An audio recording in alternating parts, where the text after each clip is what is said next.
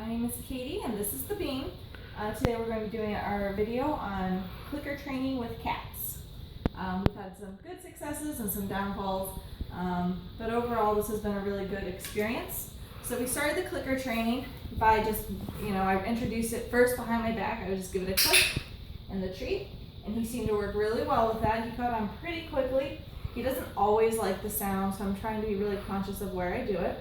And then the second thing we brought in was the target. So once it started out as curiosity, but whenever he would touch the target with either his nose or his paw, he would get a click and a treat.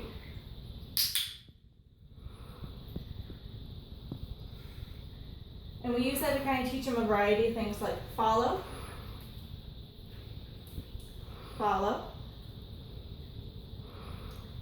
And he doesn't always seem to do it, and something I had to do was kind of to adapt, and I would get him to just follow me using either a hand. Usually the one at the treat seemed to work pretty well. Sit. And that's one of the behaviors we learned. It was a bit through free shaping. I kind of noticed that he likes to sit down, so I just started to say sit as he was doing it, then click and treat. So now he will do it on command. Then secondly, another behavior we learned was jumping. I know it's a fun one, but we had a good time with it. From the table to the counter, we have a couple other counters that he would do the trick on. So once he's focused, which was usually a trouble, I would get him to jump by going over here and say jump. Something we had trouble with was intermittent grooming, but I would usually wait it out and then just re-give the command. Jump.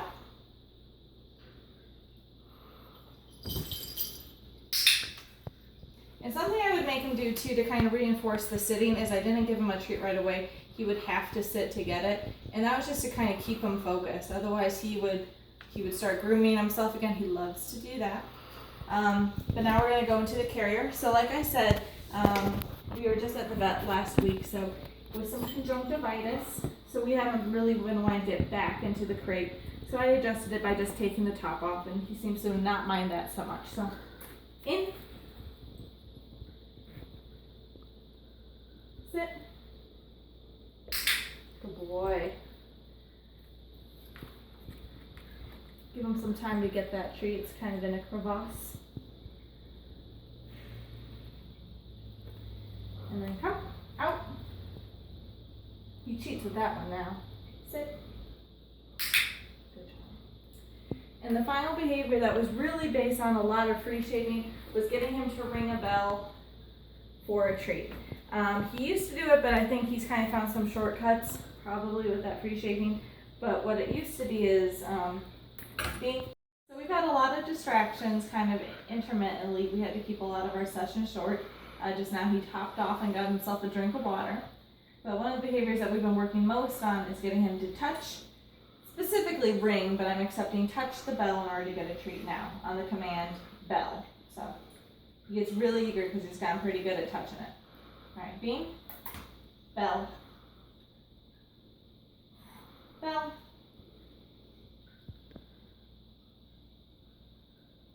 bell. Good boy. So what free shaping took place here is whenever he'd get close to it, that's when I would click and treat. So we kind of got to realize that whenever he would touch it with his nose, he would get a treat. For a while he was doing what I wanted in terms of pawing at it, and I reinforced that behavior, but I don't know whether he thought it was just easier just to touch it with his nose. But we're accepting that for now because sometimes he does ding it, and I want to make sure that we don't lose anything. He's been pretty successful about it. He will even go so far as to actually, I see him poking around the bell if I don't put it out of the way during normal routine time. So go back in the carrier and come. Sit. Good boy. So this training session had a lot of issues, not this one particularly. We get really distracted, so I had to really kind of keep things moving for him, otherwise he would quickly lose interest. Bean, up, up, up, Or sometimes he'd be a little overzealous with some of the commands. But we've become a lot closer because of it, and he does listen. Even on some bad days, a few good efforts will come through. So he has learned a lot of good behaviors through the clicker training, through the targeting, and through the free shaping. He's a lot happier now, and I noticed that we have a closer bond than ever. Even if he hasn't learned all of the behaviors, overall I've noticed that training has improved his behavior.